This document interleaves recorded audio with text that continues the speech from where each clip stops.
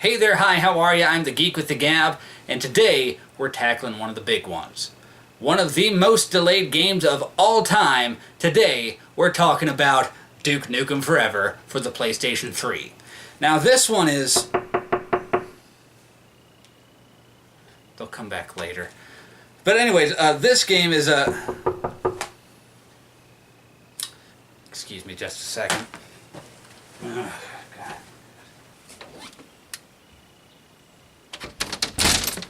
Hello? Ugh.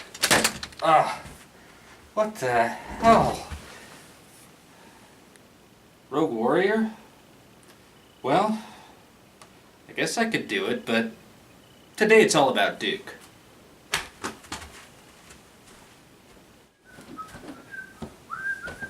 Hey! But now it's... No, Duke has waited long enough. This one's gonna have to wait.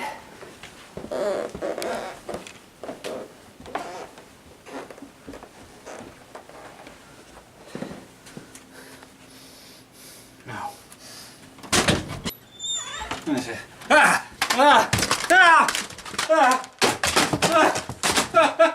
Why is this happening? No! Help! No! No! Oh, God. Ow! Oh, God. But... no.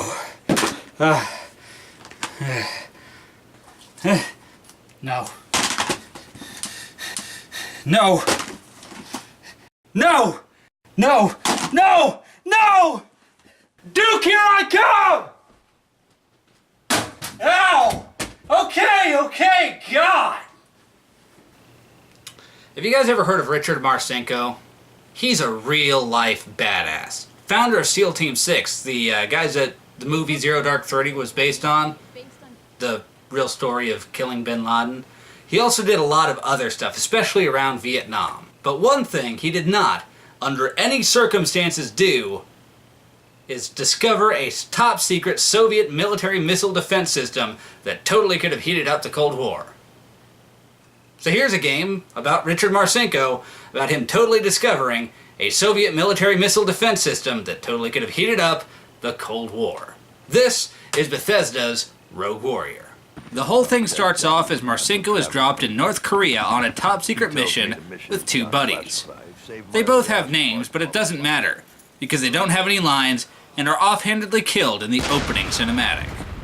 Marcinko is really bummed for, like, half a second, but then gets on with the mission, even though his superiors tell him to abort. Apparently, disobeying a direct order isn't what it used to be, because we never hear about this again. Marcinko rips his way through the enemy troops in a method that could best be described as full-tilt stealth-ageddon, utilizing such classic maneuvers as the kidney tickler, the butt wiper, and the muzzle nuzzle. At long last, he finds his way to the mole he was sent to get information from, but only after said mole gets a brand new hole in his head. Fortunately, Marcinko handles this with all the grace and tact that one would expect. He finds the information he came to get, blows stuff up because he's a manly man, and goes to find some missiles the North Koreans have, but we'd really rather they didn't. Find them he does, and he blows the crap out of them too. Bad news though, as some of the missiles have already been shipped out. Fortunately, the Home Office knows exactly where they're going, due to super advanced satellite surveillance. Marcinko goes to the place to get the missing missiles, only to find that, in a shocking twist of events, the military is really bad about knowing where weapons of mass destruction are. It doesn't matter, this game takes place in the 80s, so it's a shockingly original concept. Marcinko hops on a train the missiles are being transported in, like that one part in Mission Impossible, only it's not nearly as exciting as Mission Impossible, because it's done in a voiceover. You haven't lived till you've crossed North Korea on the lid of a goddamn train. Fucking wind is so cold it'd freeze the balls off a fucking polar bear. He rides the train all the way to the Russian border, because this is a game about military operations in the 80s, so the Russians have to poke their heads in somewhere. Apparently Marcinko has ADD or something, because rather than continuing on the train, he decides that, since it has stayed still for more than 5 seconds, it must be a sign from God Almighty that this mother must burn.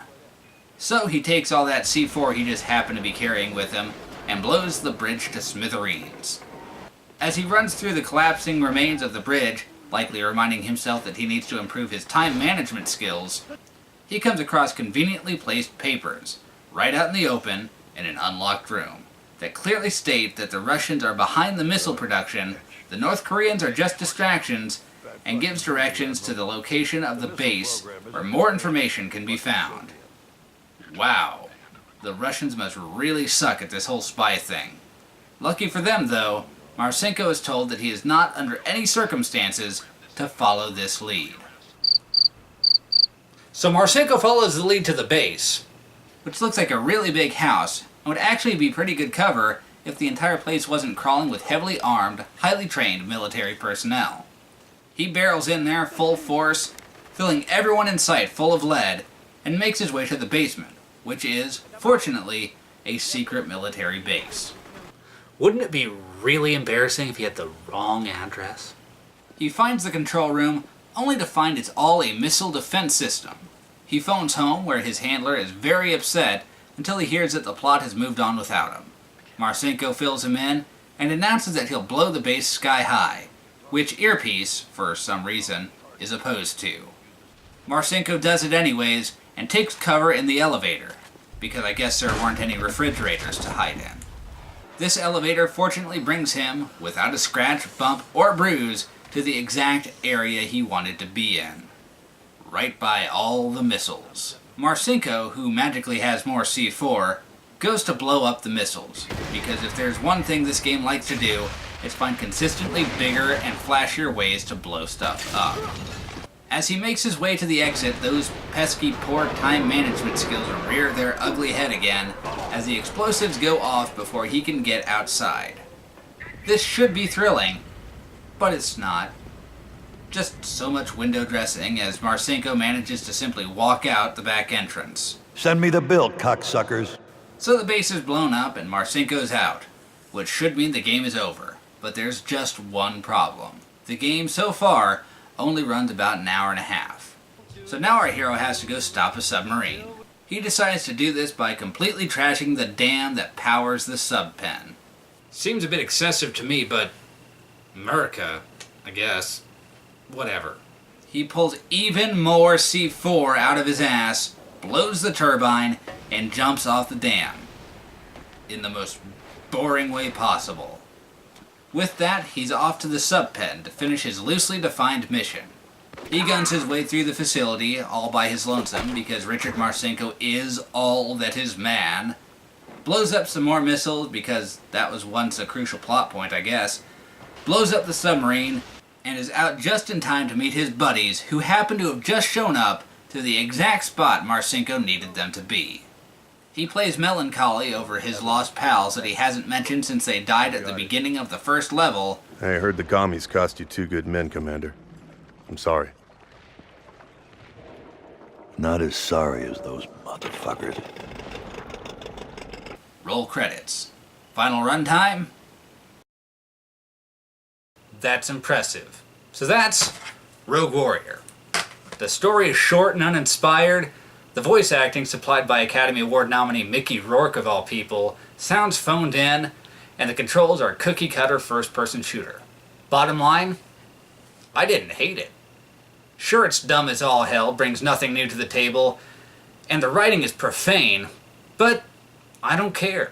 It's like junk food. Yeah, I know I shouldn't have those sugary snack cakes, they're bad for me, but that won't stop me from going to town on a full box in one sitting every once in a while.